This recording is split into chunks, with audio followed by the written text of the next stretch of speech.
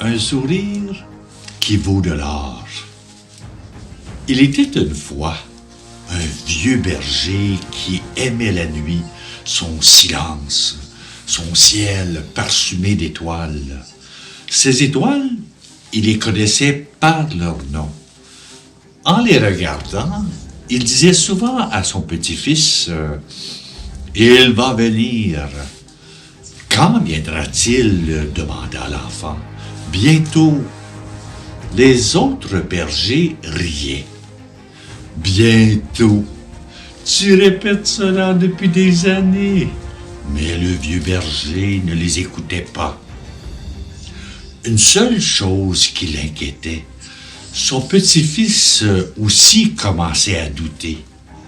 Et quand lui ne sera plus là, qui donc redira aux plus jeunes ce que les prophètes avaient annoncé depuis toujours? Ah, s'il pouvait venir bientôt! Son cœur était rempli de cette attente. Portera-t-il une couronne en or? Demanda soudain le petit-fils. Oui, certainement. Et une épée d'argent? Pour sûr. Et un manteau de poutre? Peut-être. Et le petit-fils semblait heureux, assis sur un rocher. Le garçon jouait de la flûte.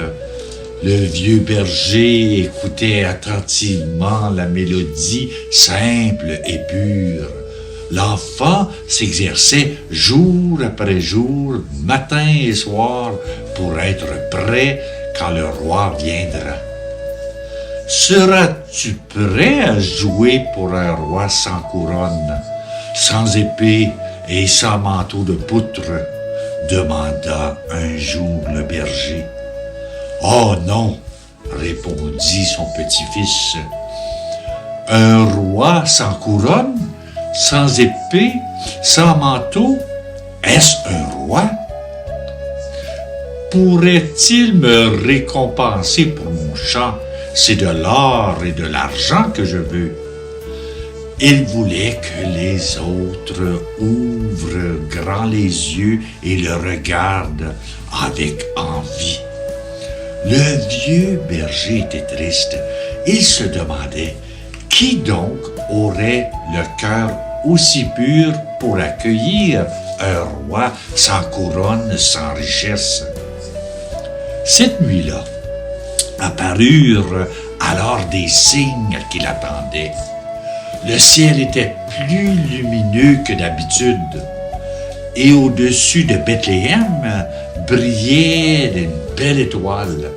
Les anges vêtus de lumière proclamaient une joyeuse nouvelle. « N'ayez pas peur, aujourd'hui vous est né un sauveur. » Le jeune berger se mit à courir devant la lumière.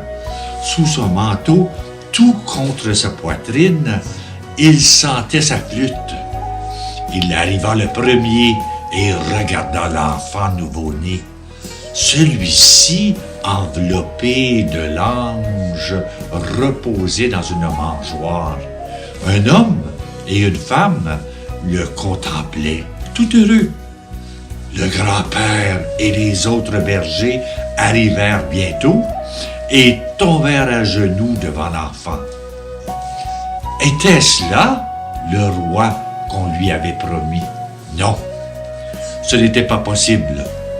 Il se trompait, jamais il ne jouerait son chant ici. Et très déçu, il repartit et plongea dans la nuit. Il ne vit même pas la lumière qui grandissait autour de la grotte. Soudain, il tendit l'oreille. Quels sont ces pleurs dans la nuit? Mais il ne voulait rien entendre. Il pressa le pas pour s'éloigner. Les pleurs continuaient. Et si c'était l'enfant qui m'appelle, se dit-il. N'y tenant plus, il rebroussa chemin. Il vit alors Marie, Joseph et les bergers qui s'efforçaient de consoler l'enfant. Il ne pouvait plus résister. Tout doucement, il tira sa flûte de sous son manteau et il se mit à jouer pour l'enfant. Et tandis que la mélodie s'élevait, toute pure, l'enfant se calma et le dernier sanglot s'arrêtait dans sa gorge. Il regarda le jeune berger et il se mit à sourire. Et alors, celui-ci comprit dans son cœur que ce sourire valait tout l'or et tout l'argent du monde. Voilà. Je vous remercie d'avoir écouté ce petit conte. Je tiens à signaler que ce petit conte a été joué à Cinquozag, à Charang, et a eu un franc succès. Donc voilà, bonne journée à toi.